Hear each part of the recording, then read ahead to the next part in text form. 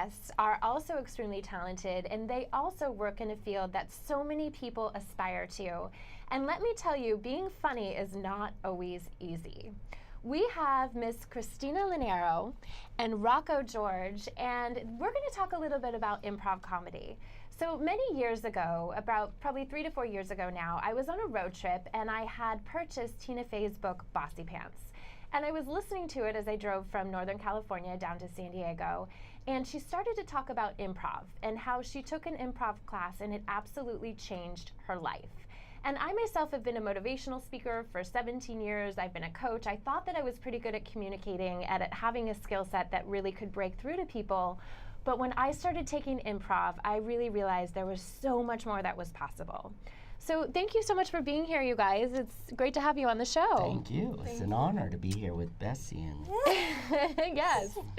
Bessie. Yes. Oh, Bessie. She's so pretty. Yeah, she's a pretty one. I love her. So tell us, let's start with you and just tell us a little bit about your history and how you got into acting and comedy and what you're all about. Well, since I've been born, I've been ready for performance. I have a wonderful family. We're from near Pittsburgh, Pennsylvania, which is where I went to college for acting. So I've pretty much known my whole life that this is what I wanted to do, was be in front of the camera, and just comedy kind of came with it, just because I was told I wasn't funny in college. I was told, you're not funny, and I didn't know what that meant, because I find myself funny. So, I moved to New York after schooling, and, had figured my way around New York, was living with my sister, and now I'm here, and I met you guys through the Ellen Chan comedy team, which is kind of where I'm at now, and I'm liking working with a group consistently and hoping to grow with that. But I'm open for business, and I'm ready to get this career going. Wow. Don't get any Open for ideas. So this Keep is a it motivational G. show, right? Yes, Okay, just checking. Yes. And Rocco, so tell us a little bit about you. How did you get into acting? Oh, well, I'm a typical Mexican, Italian, Tucsonian, Arizona, that's where I'm from. So, it came naturally to me. No, I had a crap life, and I was saved through the joy of laughter, and that's, you gotta laugh. You gotta find your sense of humor and just give the gift of laughter, and that's what you need to do in life I agree. to get through it all, to get through the hardships and and the good times. They come from laughter. They Makes really it feel do. good. It heals. It is the best Very healing. medicine. Yes. So in improv, one of the things that I was interested in learning is that the first rule that they say is yes and. So it's whatever your partner offers you, you have to accept it, and then you have to plus it. And that was really the turning point for me when I realized that, God, that's a great way to live your life, no matter what comes to you. Like to your point, that you have to get through the hard times with laughter, Yes. but whatever comes at you, you're standing on a street corner, a bus goes by and slashes you with, okay, yes and. Like now, Yeah, what do I do? That's funny. That is, well, it can be. It can be. Sure it can be. So what are some of the other rules of improv and some of the things that you've learned along the way?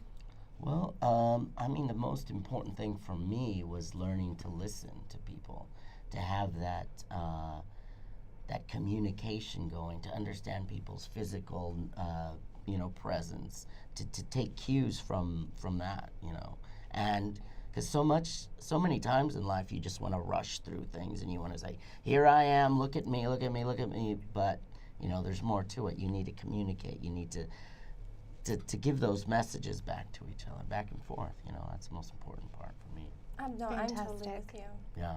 Being aware, being present, as you said, to absorb them, but also, you don't want to deny anything. You want to.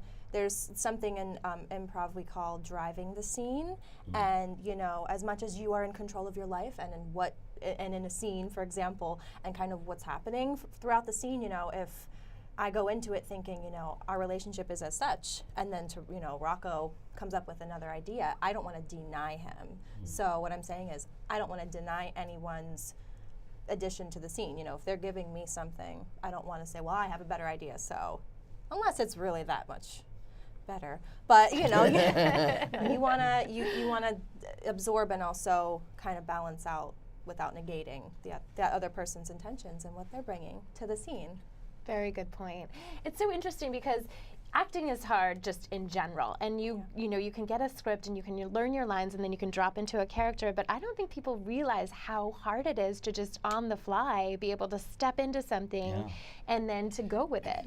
Yeah, and if you're an actor, improv is the best school for you, because it trains your brain to make those decisions and to take those risks. And when you're reading a script, you're like, oh, well, this character should do this at this time or whatever. And I think directors really like that when you give it that nuance. You give the character a nuance, you know, a tick or you know, a twitch or a certain way they look at things. You know, I think I think improv is, if you're an actor, I think the best thing to do is to take an improv course or even just on your own, you know.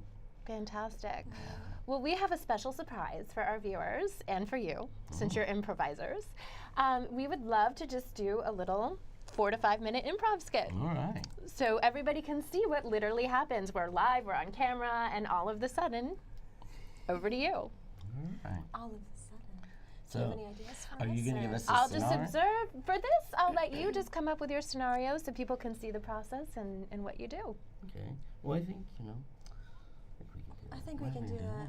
Yeah, it might be challenging, but I think we're up to it. Okay. We can really work on things here. You know, just take this as an opportunity. You know, maybe discuss what the heck happened to Bessie. Oh, Bessie, she doesn't look too good. She doesn't look too good at all, What honey. have you been feeding her? I've been trying to feed her. She hasn't been eating much. Well, she hasn't. Look, she's skin and bones. She Look is at so that. skinny. I mean, can we get any milk out of her? Are we? I hope so. If not, we're gonna starve this winter. We're gonna I starve. got children to feed. I've got cheese to make. That's you can right. make. Oh God, Bessie, what is this? Bessie, you're a disgrace. Really You now. look- Up and at 'em, girl. Come on. Come on, you gotta Come on, lift those honey. spirits, Bessie. Oh, she's looking a little flat, honey. We So gotta what- brighten her day. Have you been feeding her chili again? She likes it. It was She always her likes- favorite. Yeah. Well, you know that's bad for them. They can't. That's got cows in it. Oh. But You just made Bessie a cannibal. Now tried to, she's a you dried know. up piece of leather. Well, don't talk about her like that. You know, she's sensitive. You made her a cannibal piece of leather. Here, look at this. Well, I always say when you're going through life, you really want to just take the bull by the horns, and I think that's what Bessie did here. I don't think she's looking so good, honey. I mean, Bobby Joe was gonna take her to the 4-H show and get that blue ribbon she's been dreaming of. I know. What are we gonna do? We have to move forward. We have to. Maybe we can get that old tire pumping. Pump her up a little bit. But I don't know where we're gonna put that spigot or whatever. What do they call it? A spigot? A spigot. Yeah. Those pump. Those. Okay. Yeah. We can work with that. Well, we can work with with that. this. We Because can I mean, you know, I can do a really good cow, and you know, you can move her legs. I could just, you know, and then kind of sounded like an airplane, but no one will notice. No one will notice. They'll notice. We can do this. I think. Yeah. Well. She's gonna win first prize. Well, we're gonna try. And scene. poor Bessie. Fantastic.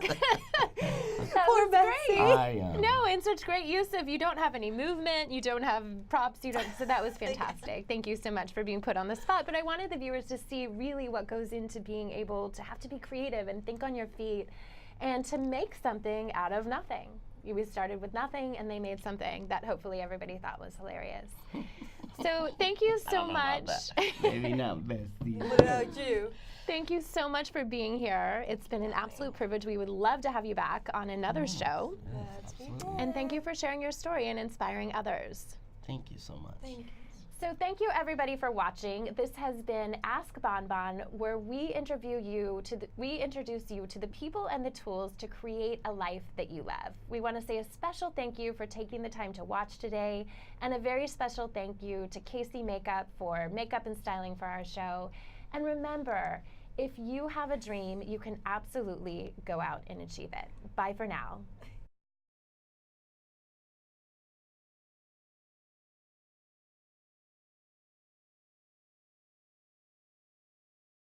Mm-hmm.